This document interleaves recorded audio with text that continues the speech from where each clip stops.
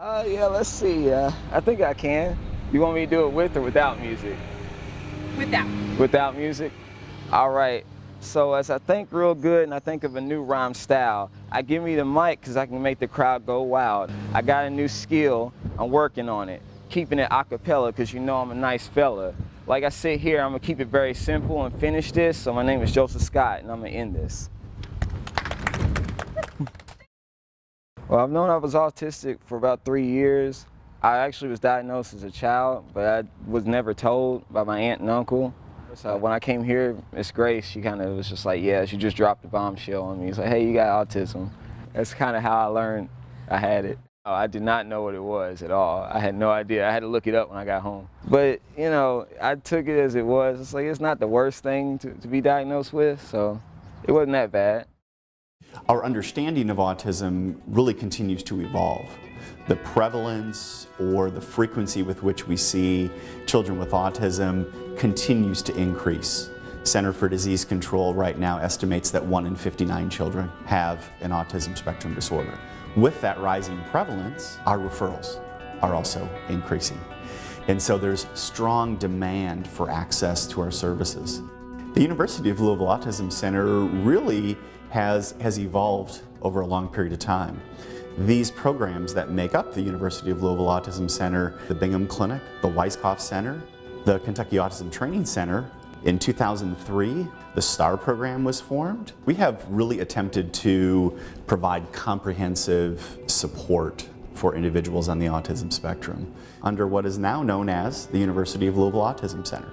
We now have a unified space at the COSER Charities campus off Eastern Parkway and provide services there. The Louisville Autism Center has had a tremendous amount of growth in the last 5 years. We've gone from 3,000 visits to over 9,000 visits per year, which represents about a 25% growth per year in terms of the number of referrals and patients who are seen here. And so we have really immediate needs and to hire more therapists, hire more psychologists, and in hiring more medical faculty members. Our medical faculty members have wait lists up to 6 to 9 months, so that is also a very immediate need. When he was about 2 years old, I started noticing when we were playing with other kids that he wasn't hitting the same marks that the other kids were. Wasn't playing with his toys the same way. His speech was very far behind. It was almost like he didn't even understand when I was trying to explain to him things. You know, we'd go to the park and I'd say, we're going to the park. The other kids in the car could say, like, the park. It was almost like, for Callahan, it was like a blank stare. But really, it just became apparent that there was something wrong. I think for a lot of parents, you don't want to admit that there's something wrong because this is your baby, this is your perfect baby. One of the biggest issues I found was I knew there was a problem and I couldn't find anybody else who would help me. And so finally, you know, went through the private practice and we got the diagnosis. And, you know, I didn't believe it at first. You know, they told us moderate autism. It felt like a death sentence. It felt like, even though they said that, you know, he could learn this and learn that, they just pile all this information on you, which is basically like they tell you everything that's wrong. So they literally give you every possible resource that there is. And I called every resource. And I would say for us it was a miracle because I called Molly and here at the University of Louisville and she called me back.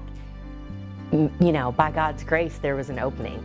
And when I met Molly and she came into our house and her passion and the stats and the knowledge and that's the thing that made it so different about talking to Molly. There was science. There was proven science that this would help Callahan. What Molly did was give me hope that we could do this program and we'd be able to find a way to establish some type of communication with my child that would help him, because clearly he's frustrated, and also help us so that we can find a way to live with this, because you don't have another choice. So for instance, the very first day that we started with therapy, Molly told me to go back in the bedroom and Callahan wanted me. And she said, you can't see mommy until you say ma. Just ma. And it took 47 minutes, but he did it. It was our lifesaver. Molly came in, and for the first day, just to even have my child say "ma" was, I mean, that was a miracle. You know, I never even thought we'd get to the point where we are, where he actually says "mommy." So every day was, you know, as Molly and the team came in and they worked with him, you know, they were our miracle workers. For us, the University of Louisville's autism program has been life-changing.